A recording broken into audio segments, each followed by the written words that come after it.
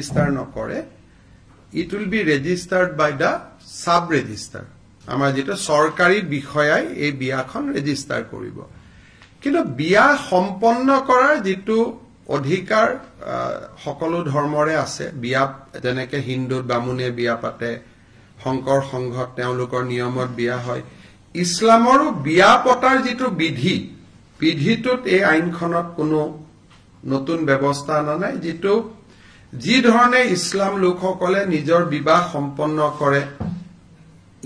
ইমাম সকলৰ উপস্থিতিত বা যি ধৰণে কৰে তেনেকে কৰিব। Only restriction is on registration. আগত ৰেজিষ্ট্ৰেচনটো কাজিয়ে কৰিছিল, এতিয়া ৰেজিষ্ট্ৰেচনটো সাব ৰেজিষ্টাৰে কৰিব। আৰু আগতে মাইনৰৰো বিয়া ৰেজিষ্টাৰ হৈছিল, এতিয়া মাইনৰ ছোৱালীৰ বিয়া ৰেজিষ্টাৰ হ'ব নোৱাৰে। গতিকে এই এটা আমাৰ ইম্পৰ্টেন্ট সিদ্ধান্ত এটা আজি অনা হৈছে। আপোনালোকে জানে যে যেটো আমাৰ Assam land revenue regulation act 1886 যেটো আমাৰ যিখন আইনৰ দ্বাৰা অসমৰ গোটেই ভূমি ব্যৱস্থা পৰিচালিত হয়, এই আইনখনৰ নাম হৈছে Assam land and revenue regulation 1886। এইখন হল আমাৰ মূল ভূমি আইন। এই আইনখনত গোপীনাথ বৰদলৈ বিষ্ণুৰাম মেধিৰ সময়ত চেপ্টাৰ 10 আহিছিল, আৰু চেপ্টাৰ 10ত tribal belt and block create কৰা হৈছিল। আজি এটা অসমৰ বাবে ঐতিহাসিক মুহূৰ্ত, য'ত আমি আসাম ল্যান্ড ৰেভিনিউ ৰেগুলেশন 1886ত আমি চেপ্টাৰ 12 এটা ইনকৰ্পৰেট কৰিছো। মই আকৌ কৈছো, গোপীনাথ বৰদলৈ বিষ্ণুৰাম মেধিৰ দিনত চেপ্টাৰ 10 আহিছিলে to give protection to the tribal belt and block. আজি আমি আগুৱাই গৈ এতিয়া আমি ইয়াত চেপ্টাৰ 12 ইনকৰ্পৰেট কৰিলো। চেপ্টাৰ 12 টো কি হ'ব? To create heritage block surrounding a iconic structure. এটা আইকনিক ষ্ট্ৰাকচাৰক আমাৰ অসমৰ সংস্কৃতি, অসমৰ ইতিহাসৰ লগত জড়িত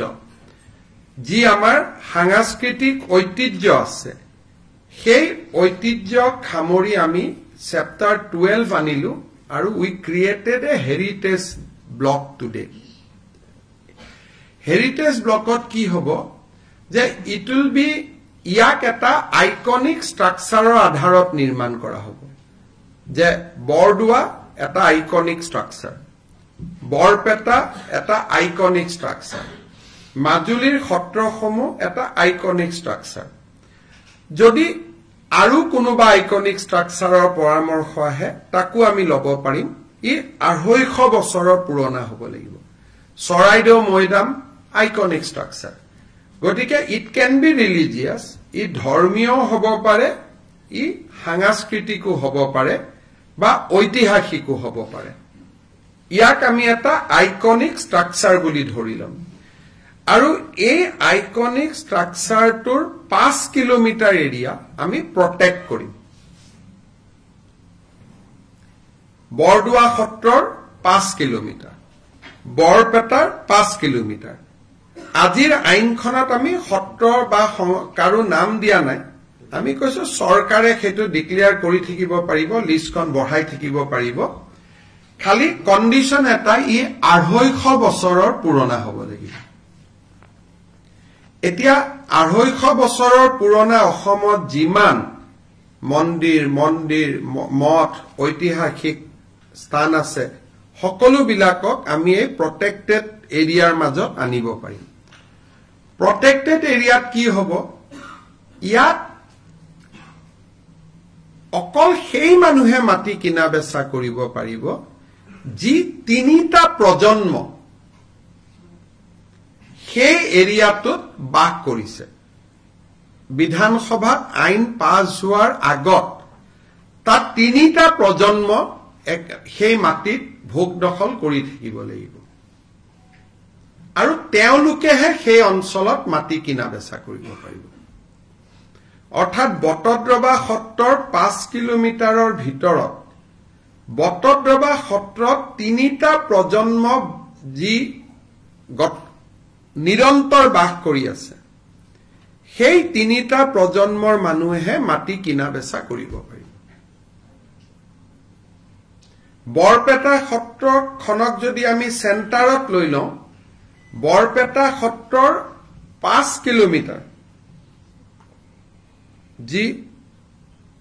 এৰিয়া হ'ব সেই এৰিয়াৰ মাটি অকল সেই অঞ্চলত 3টা প্ৰজন্ম বাস কৰি থকা মানুহে সেই মাটি কিনা বেচা কৰিব পাৰিব মোৰ অসমত 3টা প্ৰজন্ম হলে নহব সেই নিৰ্দিষ্ট হেৰিটেজ ষ্ট্ৰাকচাৰটোৰ 5 কিলোমিটাৰৰ আশে-পাশে মোৰ 3টা প্ৰজন্ম হ'ব লাগিব অৱশ্যে যোনে ইতিমধ্যে মাটি কিনি লৈছে তেওঁলোকক উচ্ছেদ কৰাৰ কথা নুঠে কিন্তু কাবাৰ যদি মাটি ৰেজিষ্ট্ৰেচন হোৱা নাই একচনীয়া পট্টা হৈ আছে বা কিবা হৈ আছে আইনৰ গণ্ডিৰ ভিতৰত আহি যাব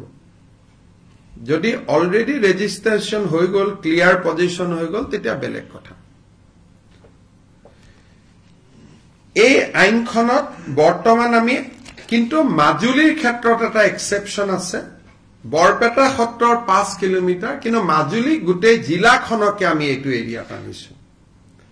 কাৰণ আমি ভাবো যে দলং দুখন নিৰ্মাণ হোৱাৰ পিছত মাজুলীৰ বহুত ব্যৱসায়িক উদ্যোগিক প্ৰতিষ্ঠান আদি গৈ মাজুলীৰ আধ্যাত্মিক ঐতিহ্যটো বিনষ্ট কৰি দিব পাৰে সেইকাৰণে মাজুলীৰ মাটি এতিয়াৰ পৰা মাজুলীৰ 3টা প্ৰজন্মই যি বাস কৰিছিল তেওঁলোকেহে কিনা বেচা কৰিব পাৰিব মাজুলীৰ ক্ষেত্ৰত সেই এক্সেপশনটো অনা হৈছে বাকিৰ ক্ষেত্ৰত 5 কিলোমিটাৰ কিন্তু মাজুলীৰ ক্ষেত্ৰত পুৰা জিলাখন ইয়াত যদি কোনোবাই এতিয়া আমি কামাখ্যাৰ কথাটো আনা নাই কিন্তু কালি যদি কোনোবাই কৈ দিয়ে কামাখ্যাকো ডিক্লেয়াৰ কৰক কৰিব পাৰে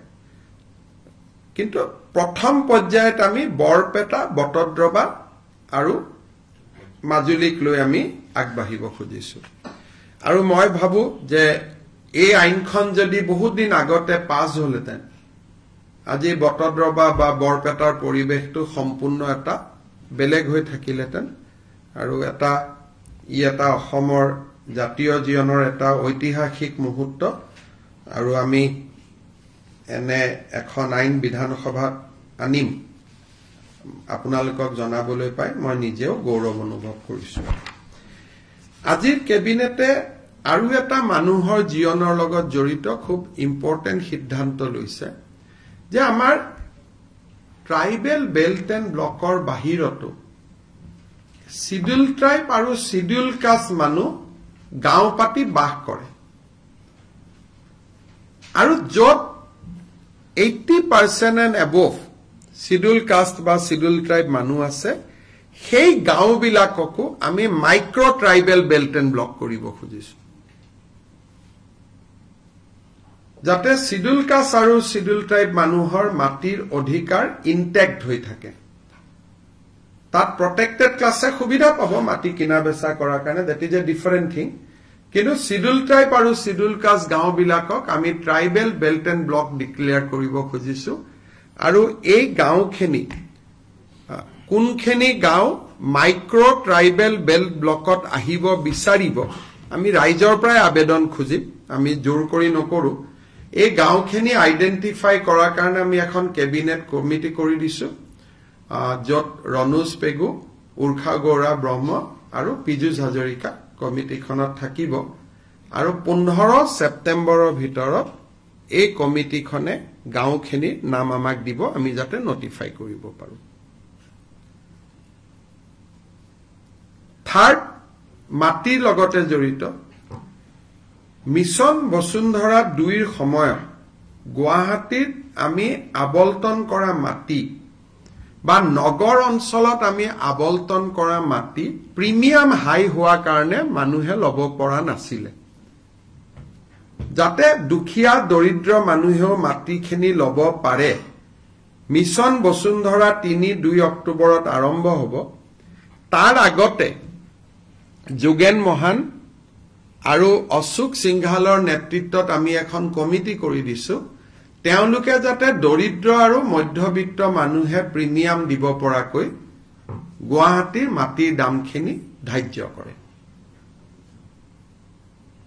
গুৱাহাটীত চৰকাৰী মাটিত বাস কৰি থকা মানুহ ডিব্ৰুগড় তিনচুকীয়া তেজপুৰ গাঁৱত আমাৰ 1000 টকা ফিক্স আছিল কিন্তু টাউনত প্ৰিমিয়ামটো মাৰ্কেট ভ্যালুত আমি লব খোজা কাৰণে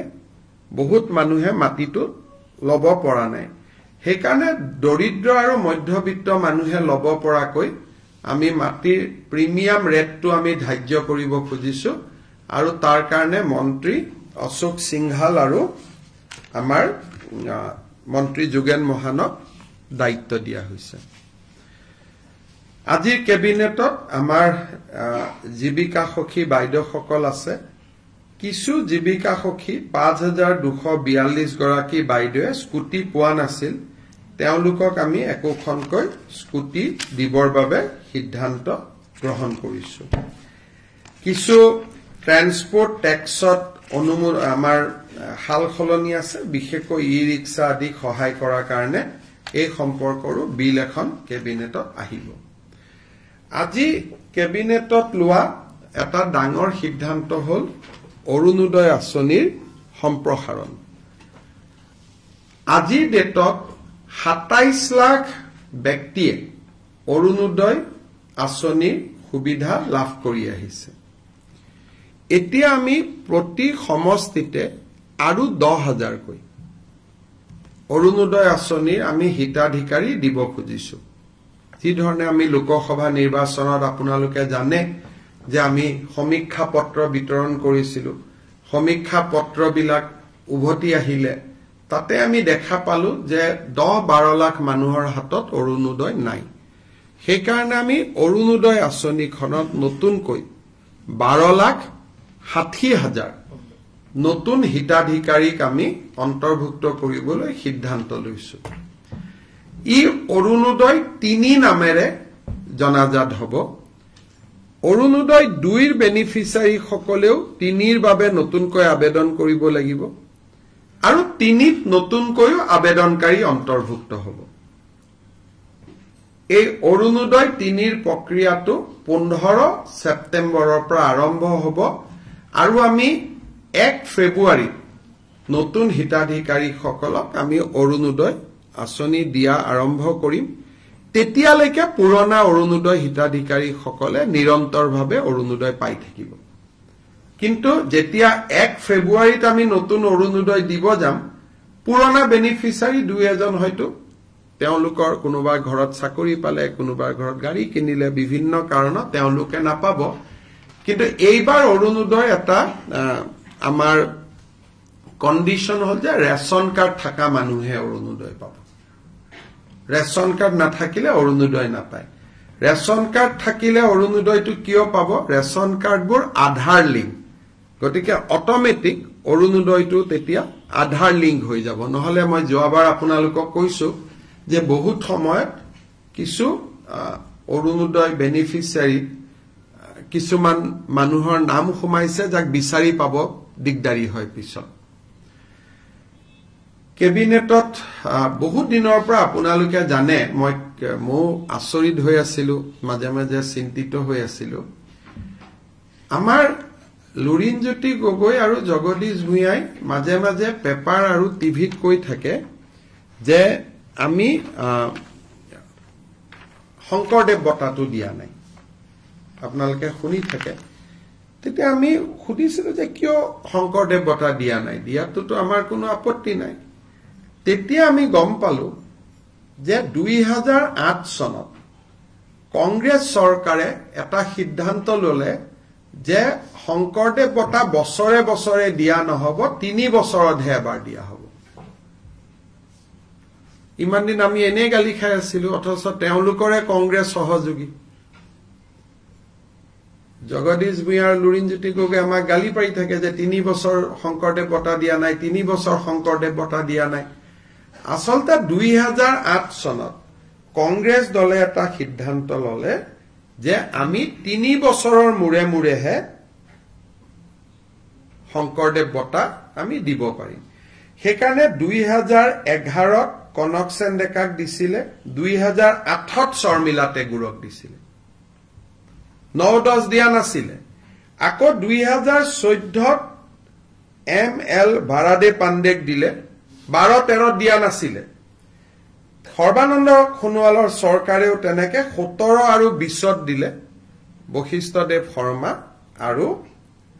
ভৱপ্ৰসাদ চলিহা এতিয়া 3 বছৰ হৈ গল 2023 গতিকে 2023 চনৰ শংকৰদেৱ বঁটাৰ বাবে আমি বিশিষ্ট নৃত্যবিদ সোণাল মানসিংক আজি এক্সপাৰ্ট কমিটিৰ অপিনিয়ন মতে আমি নিৰ্বাচিত কৰিছো গতিকে ইমান দিন আমি এনে গালি খাই আছিলো আজি হে 86ত আৰম্ভ কৰোতে এজিপি দিনত এটো বছৰে বছৰে আছিল বাৰ্ষিক বঁটা আছিল 1986ত আৰম্ভ কৰিছিলে প্ৰথম বঁটা কীৰ্তিনাথ হাজৰিকাই পাইছিলে 87ত ভূপেন হাজৰিকাই পাইছিলে 88ত সত্যজিৎ ৰয়ে পাইছিলে এনেকে 89ত মহেশ্বৰ নয়গে পাইছিলে কিন্তু 2008ত কংগ্ৰেছ চৰকাৰে যি কাৰণে নহক কিয় সোণাল মানসিং জানে তেওঁ পদ্মশ্ৰী হয় ৰাজ্যসভাৰ সোণাল মানসিং পদ্ম বিভূষণ হয় তেখেত সোণাল মানসিং সো 3 বছৰ দিয়াৰ সিস্টেমটো 2008ত কংগ্ৰেছ চৰকাৰৰ দিনত আৰম্ভ হৈছিল গতিকে আমাক মিছামিছি ইমান দিন আমি গালি খাই থাকিলো আজি কেবিনেটত কথাটো উলালে গতিকে একেবাৰে সময় আপোনালোকে ক'ব পাৰে যে 23ৰটো 4 মাহ দেৰি হৈছে বুলি 24ত কিন্তু এক্স্যাক্টলি 3 বছৰৰ মুৰে মুৰে দিয়া হয় গতিকে আমি সোণাল মানসিংক দিবৰ কাৰণে আমি সিদ্ধান্ত লৈছো আৰু তেখেতে যেটো দিনতে সন্মতি দিয়ে তেনেকে আমি নৱেম্বৰ মাহত আমি এটা অনুষ্ঠান কৰি তেখেতক আমি আমি শংকৰদেৱ বঁটা দিবৰ কাৰণে সিদ্ধান্ত লৈছো আৰু মই যিসকলে শংকৰদেৱ বঁটাটো আমি দিয়া নাই বুলি আমাক সমালোচনা কৰি আছিলে তেখেতসকলৰ ওচৰত মই কৈছো যে 3 বছৰে বঁটা দিয়াৰ সিদ্ধান্তটো 2008ত কংগ্ৰেছ চৰকাৰে কৰি থৈ গৈছিল আৰু তেনেকে এতিয়া প্ৰতি 3 বছৰৰ মুৰে মুৰে দিয়া হয় আৰু কোনো 3 বছৰতে এতিয়ালৈকেটো মিছ হোৱা নাই মই চেক কৰিলো ৰেকৰ্ড 8তো দিছিলে 11তো দিছিলে 14তো দিছিলে 17তো দিছিলে 20তো দিছিলে অৰ্থাৎ কোভিডৰ সময়টো এটো বন্ধ হোৱা নাছিল শেষত এটা সৰু কথা যে আমাৰ মাধৱদেৱৰ তিথিৰ বন্ধটো 23 তাৰিখে আছিল কিন্তু আমাক সকলোৱে জনাইছে যে এবাৰ 23 তাৰিখে সন্ধিয়াৰ পৰাহে তিথি লাগিব একচুয়াল সকলোৱে উদযাপন কৰিব 24 ছেপ্টেম্বৰত সেইকাৰণে মাধৱদেৱৰ তিথিৰ চৰকাৰী বন্ধটো আমি 23 ছেপ্টেম্বৰৰ পৰিৱৰ্তে 24 ছেপ্টেম্বৰলৈকে আমি লৈ গৈছো আৰু কিছু সৰু সৰু সিদ্ধান্ত কেবিনেটত আছে তো টুইট বা সোশ্যাল মিডিয়া যোগে আপোনালোকে জানিব পাৰিব যদি কিবা আপোনালোকৰ দুই এটা প্ৰশ্ন আছে কৰিব পাৰে আৰু ৰাতিপুৱা মই যথেষ্ট কৈছো গতিকে এইখিনি ৰিপিট নকৰি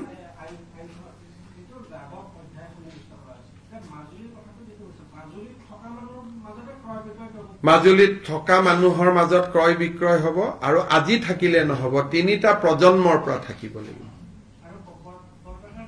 বৰপেটাৰ ক্ষেত্ৰতো 3টা প্ৰজন্ম কিন্তু বৰপেটাত ৰেডিয়াসটো হল 5 কিলোমিটাৰ বৰপেটা সত্ৰৰ পৰা 5 কিলোমিটাৰ কিন্তু মাজুলীত যেটো বহুত সত্ৰ হিচৰিত হৈ আছে সেইকাৰণে আমি গোটেই মাজুলীখনক প্ৰটেক্টেড এৰিয়া কৰিছো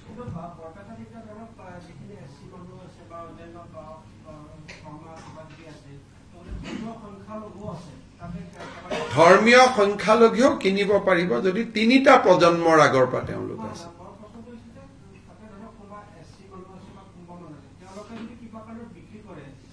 তেওঁলোকৰ মানুহে কিনিব লাগিব বিক্ৰী কৰিব নোৱাৰিব এতিয়া 3টা প্ৰজন্ম থাকা মানুহকে বিক্ৰী কৰিব লাগিব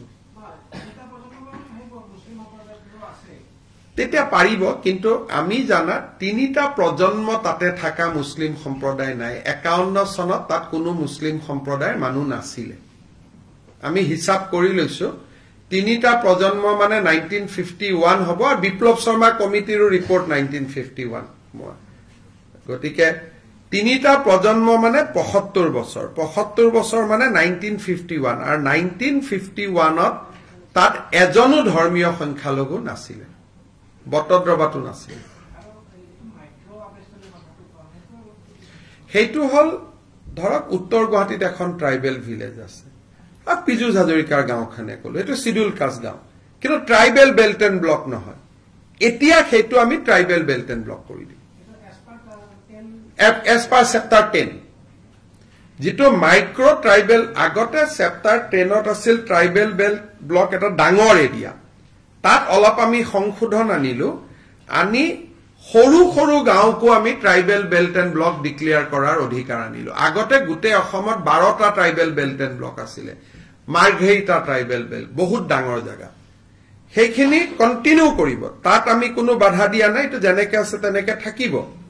কিন্তু উত্তৰ গুৱাহাটীত ৰধলা বুলি এখন বড়ো সমাজৰ গাঁও আছে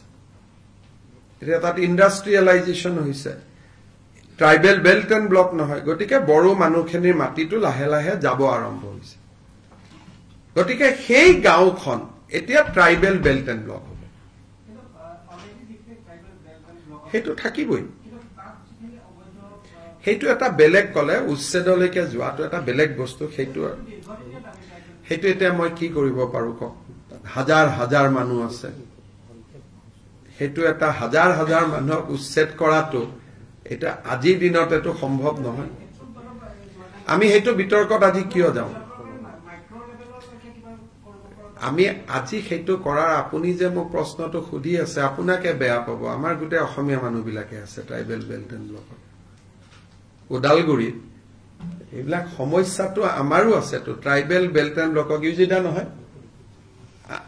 আমাৰ শৰ্মা কলিতা মানুহে আছে এই প্ৰশ্নটো যদি মই আলোচনাও কৰো বিটিসিৰ ইলেকশনত এটা ইস্যু হৈ যাব গতিকে আপুনি নিকাসিত যাও নিকাসি এখন ট্ৰাইবেল বেল্ট এণ্ড ব্লক আৰু নিকাসিত মহেন্দ্ৰ মোহন চৌধুৰীয়ে গুটে অসমীয়া মানুহবিলাকক তাতে বহাই থৈ আহিছে গতিকে এইটো প্ৰশ্ন যদি মই এটা আলোচনা কৰো আৰু টিভিত যদি মানুহে শুনে লগে লগে ৰাতিয়ে তাতে হুলস্থুল আৰম্ভ হৈ যাব গতিকে অসমখন খুব সেনসিটিভ জায়গা গতিকে সব বস্তু টিভিতে আলোচনা কৰি দিলে মানুহৰ মাজত প্ৰতিক্ৰিয়া হৈ যায় সেইকাৰণে আমি মাইক্ৰো ট্ৰাইবেল বেল্ট ব্লকৰ ওপৰত মোক আজি প্ৰশ্ন খুধক ট্ৰাইবেল বেল্ট এণ্ড ব্লকৰ ওপৰত প্ৰশ্নটো বেলেগ এদিন খুদিব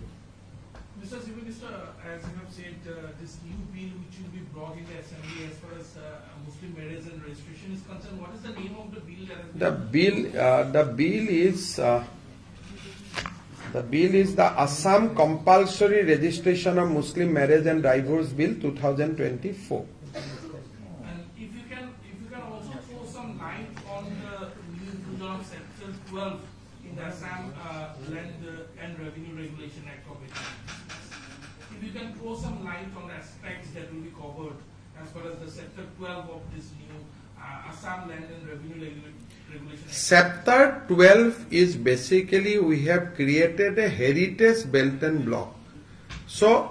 if there is any heritage structure like for the outside people, like Kamakhya is a heritage structure,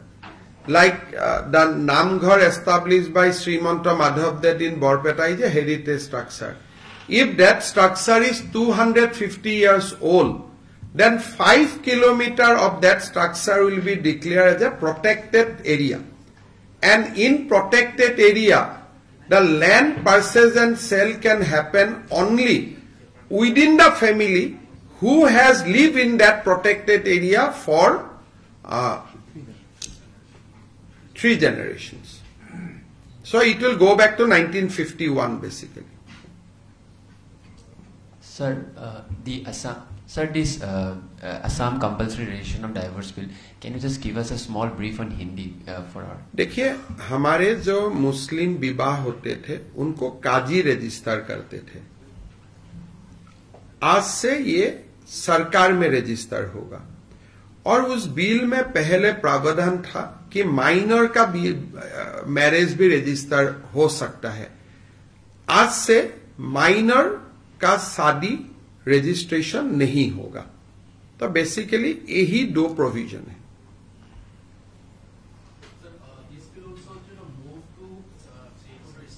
basically child marriage. We want to attack on the child marriage. So if any company or industry want to install in Majuli? No. But if they want to do something, government can always acquire land. But only government can acquire land. They cannot do anything. So this basically, this will protect Majuli, because after Saraideo, our next idea is to go to UNESCO to declare Majuli as a World Heritage. So after bridge, which is coming in both sides,